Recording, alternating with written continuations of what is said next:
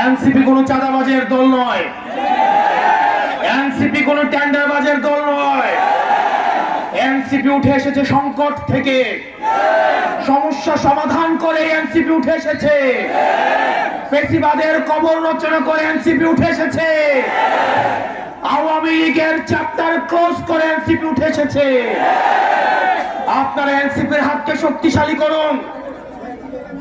আমরা আপনাদেরকে প্রতিশ্রুতি দিচ্ছি, পরবর্তী বাংলাদেশে জনগণের বাংলাদেশ করার জন্য এতদিন পর্যন্ত আমাদের দেশটা হয়েছে ধনিক শ্রেণীর, আমাদের দেশটা হয়েছে বসুন্ধরার, আমাদের দেশটা হয়েছে প্রশাসনের, আমাদের দেশটা হয়েছে আর্মিদের, আমাদের দেশটা জনগণের হয়ে ওঠে নাই।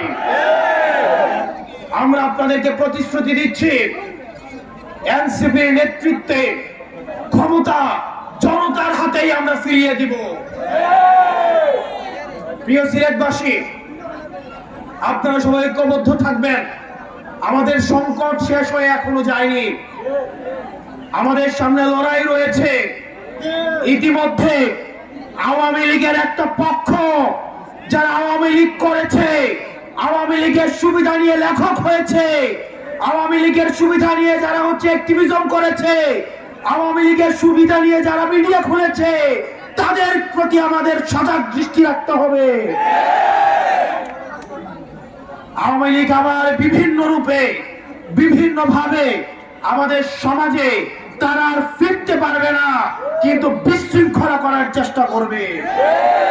তাদেরকে আমাদের ঐক্যবদ্ধ ভাবে প্রতিরোধ করতে হবে। এই মুহূর্তে বাংলাদেশে কোনো কিছুর প্রয়োজন আছে, বিচার সংস্কারের প্রয়োজন আছে, বিচার সংস্কারের প্রয়োজন আছে। ও এই মুহূর্তে দরকার বিচার সংস্কার, এই মুহূর্তে দরকার ইনকিলাব।